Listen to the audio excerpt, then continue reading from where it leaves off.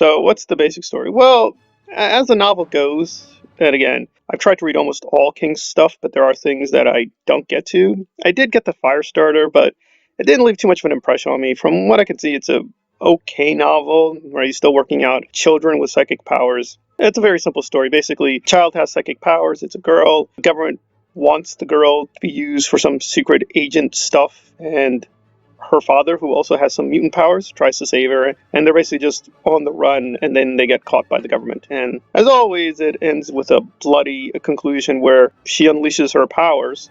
Again, since my memory of the book itself is dim, I don't know how faithful it was within the movie, which had Martin Sheen and others in it, and Drew Barrymore. That was one of her first starring roles, so it's interesting. It's really funny, though, because this is noteworthy because even Stephen King, who was pretty forgiving of the way a lot of his novels were basically manhandled in the 1980s, because it obviously had some great results like The Shining and Dead Zone and things like that.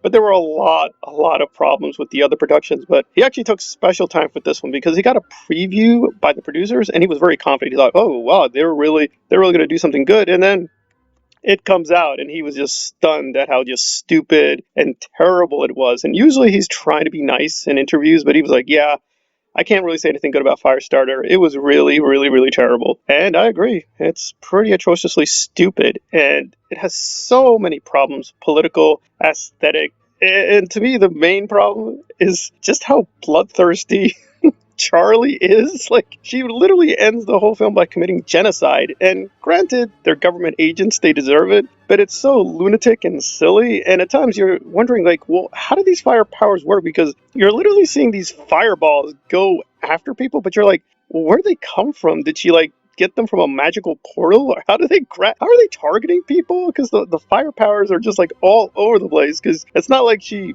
is made of fire. She's not the Human Torch, but she can like create a fire shield so bullets can't hurt her. So she's like, it's actually an insane number of powers she has. And you kind of wonder, like, well, why didn't she just boil people to death? Because technically we're made of liquid, so wouldn't she be able to just turn the water inside people's body into a fire? Anyway, so yeah, just a lot of bizarro issues with that, and in terms of why people are motivated to do what, or even the coherence of the plot. And I do like it, though, for its performances because they are just so over the top and silly.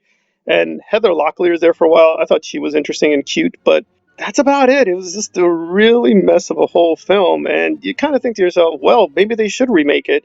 And I myself do often think in my own time, like, I'd like to do a King adaptation here and there, but I'd like to do something like The Long Walk. But with this one, it seems like, aside from making money, I mean, it's just one of his more minor novels. I mean, it's like, it's fine. It's just, I'd probably give it a 6.5 out of 10. It's not boring.